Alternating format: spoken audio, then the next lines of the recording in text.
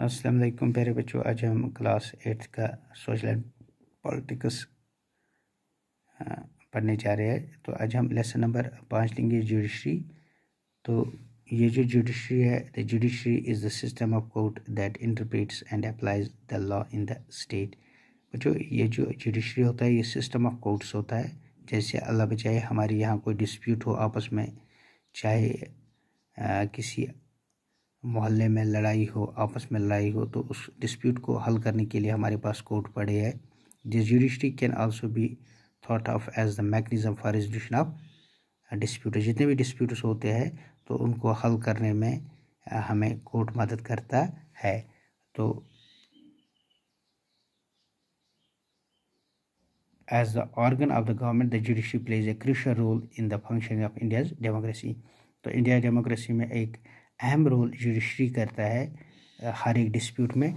तो what is the role of the judiciary? तो judiciary जो होता है, कोर्ट जो होते हैं, इनकी डिसीजन होते हैं।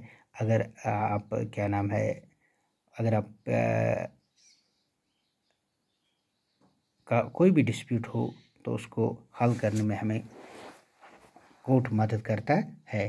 तो बच्चों, डिस्प्यूट रेजोल्यूशन जो होता है ये बिटवीन सिटीजन्स हो सकता है, ये गवर्नमेंट के बिटवीन हो सकता है, स्टेट टू सेंट्रल हो सकता है।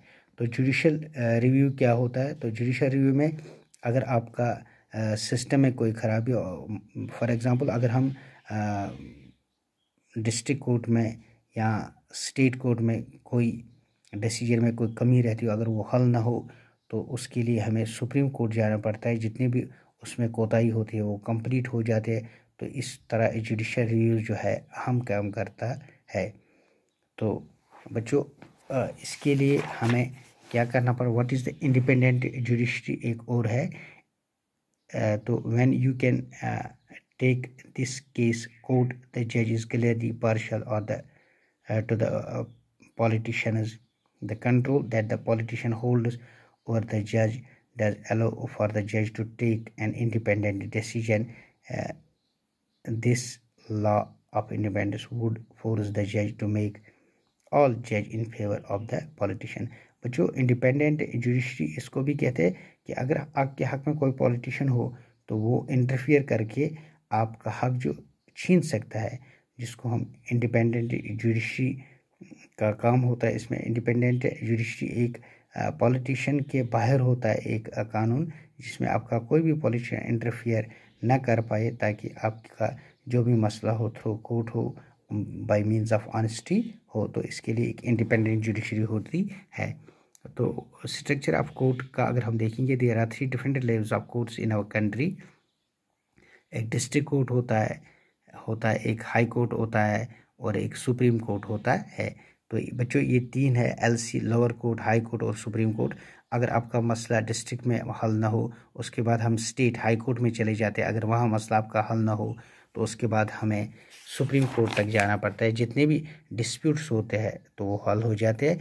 इस तरह आप देख सकते हो, ये जो जितने भी कोर्ट्स है, अगर हम देखेंगे हाई कोर्ट ऑफ मद्रास की, ये देखिए आप, इसका स्ट्रक्चर बना हुआ है। हाई कोर्ट ऑफ पटना, ये हाई कोर्ट ऑफ कर्नाटका है।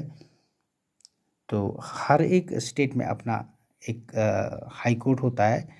तो उसके बाद सेंटर में एक बहुत बड़ा सुप्रीम कोर्ट हम जिसको बोलते हैं, तो एक सुपर पावर कोर्ट होता है।